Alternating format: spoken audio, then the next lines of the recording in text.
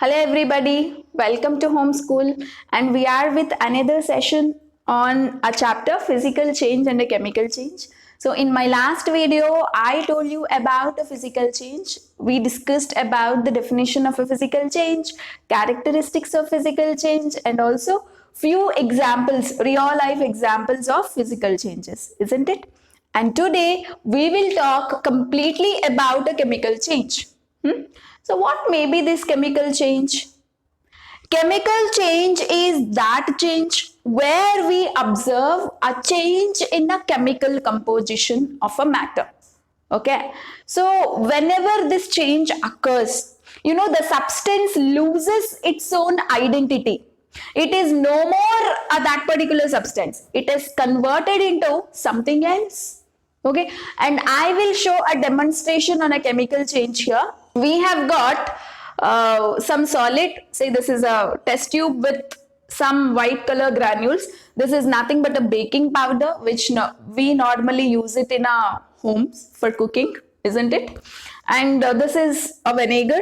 This is also normally available at home, right? So now I will add this vinegar to this baking powder and see what you can observe and try to figure out what changes you are observing, and mainly try to figure out whether this substance is completely undergoing a change or not. Okay, say baking powder in a test tube, I am adding vinegar now, and see what you can observe here. See, a huge gas is coming out, isn't it? A huge gas is coming out, and there occurred some chemical reaction between this vinegar and baking powder, and it is no more a baking powder now.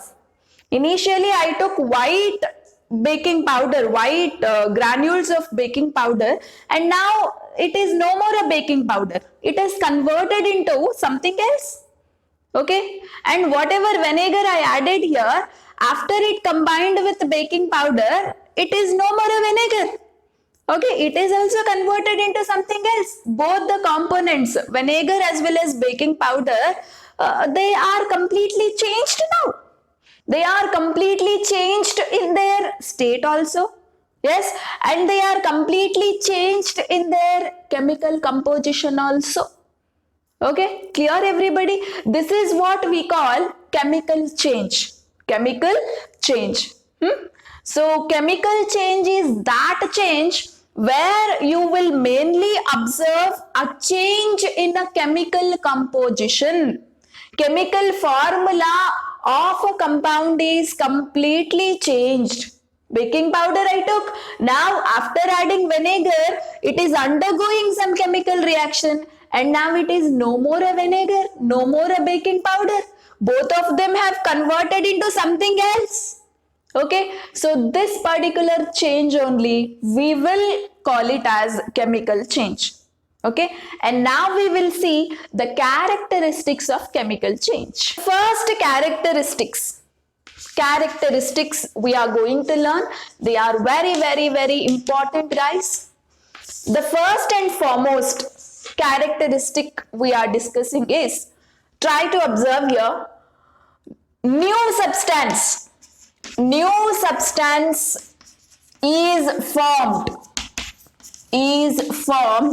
during a chemical change. Yes or no? Just now you observed a demonstration where you have observed with your eyes that baking powder as well as vinegar, once they have combined, they have lost their identities. They are no more a baking powder and vinegar now. They have converted into something else. So definitely once a substance undergoes a chemical change, it will be converted into a completely new substance. Okay. And the second important characteristics is, chemical change is irreversible. Chemical change is irreversible. Say, again if I want back my baking powder and vinegar, can I get it that easily? Never, right? Once the change has occurred, it is permanent. Okay, so the change is permanent here. In other words, what we will call change is permanent. Okay, you cannot reverse the change. If you want to get back your substances again after a change, it is not possible at all. So that is why we call chemical changes are irreversible. Okay, and the third important characteristics is the change in weight of a substance. Change in weight of a substance is observed during a chemical change. Like I have taken some amount of baking powder, right? After a change, it is not at all a baking powder, another substance you will get, but there will be a change in weight. Okay, if you have taken 20 grams of baking powder, the product, whatever you are getting it, the new substance, whatever you are getting it, may not be exactly in a 20 grams of weight. Okay, so it will, the weight varies actually. So that is what the meaning of this particular point. And coming to the very, very important characteristic, there occurs large change in energy or temperature,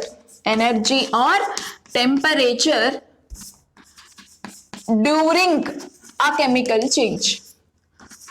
a chemical change. Okay, this is also a very important point to be remembered. So whenever you are doing a chemical change or reaction, sometimes you have to supply energy from outside, or sometimes energy is automatically released during a change. So these energy issues will be to a larger extent. If you have to heat a particular reaction, carry out a particular change, then you should heat it at very higher temperature in case if you want to bring out a chemical change. So always energy issues will be at a larger extent during a chemical change. So these are the main characteristics of chemical change. And there are some more characteristics. We will study those characteristics with the help of reactions. And before that, let us see some real life examples of chemical change, okay, with the help of visuals and pictures. These are some examples of chemical changes that we can observe in a everyday life. See here, cooking food. Cooking food is a chemical change. Say you mix all the vegetables, you supply some heat and you cook it, isn't it? So different vegetables would be having different chemicals. Say they would combine with each other and you may observe a chemical change. And how do you know that a chemical change occurred during food? Color of the food will change. Before you cook one color, after you cook food, the food will be there in another color. Say that is the indication for a chemical change actually. Okay, so with the help of change in color, you can able to identify whether a chemical change occurred or not. If you find a color change, definitely a chemical change is there, and it is irreversible. Say once you, after cooking a food, if you want to gain back your raw vegetables, it's not possible, isn't it? The process is highly irreversible. So cooking food is also a chemical change. And coming to the respiration, what do you mean by respiration? Breathing. We take oxygen and we liberate carbon dioxide. That means, see, we are taking oxygen and we are not giving out oxygen, right? That oxygen, once it goes into the system, it is undergoing certain changes and it is getting converted into carbon dioxide. Carbon dioxide can come out from our nose, isn't it? So definitely respiration is also a chemical change. Because we are taking oxygen, but what gas we are liberating? Carbon dioxide. That means oxygen underwent some change within a system. And coming to the digestion, say after eating, the food will go into the stomach. There, the food particles will break down and, they will undergo a certain chemical reaction so that you will get energy.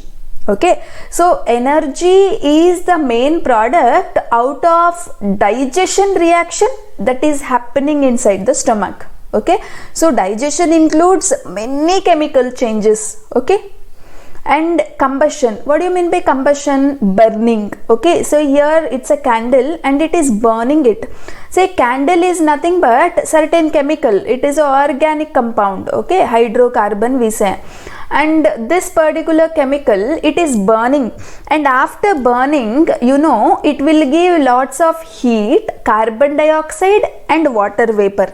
Carbon dioxide, water vapor you can't see with your naked eye, but they are, you know, gases, they will escape into the atmosphere. So combustion is also a chemical change. This is some chemical compound, candle, okay, and on burning, you know, this particular chemical is getting converted into what? Carbon dioxide and water, and they are going into the atmosphere. Okay, fine. Photosynthesis, you all very well know that photosynthesis is nothing but preparation of food by leaves in plants and trees. Yes or no?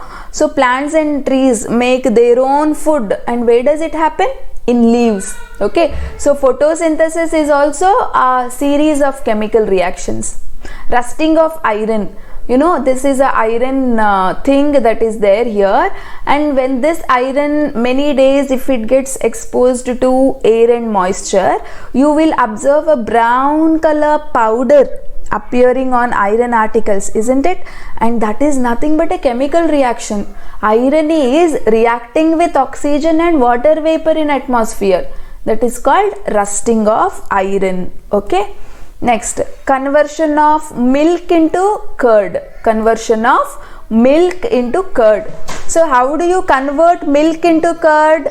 Milk, you will heat it at very high temperature and you will add a little amount of curd and you will keep it for 3 hours. The same milk will get converted into curd. Yes or no? And remember one thing, the chemical component present in a milk and the chemical component present in a curd is entirely different. Okay, so that means, you know, there underwent a chemical reaction in the milk, so it is converted into curd here. Okay, next, germination. Germination is also a chemical reaction only. Say from a seed the plant comes outside, germination occurs, you know, this is also a chemical change. So these are some real life chemical changes that you will observe in a day-to-day life. So with this I complete chemical changes and its characteristics.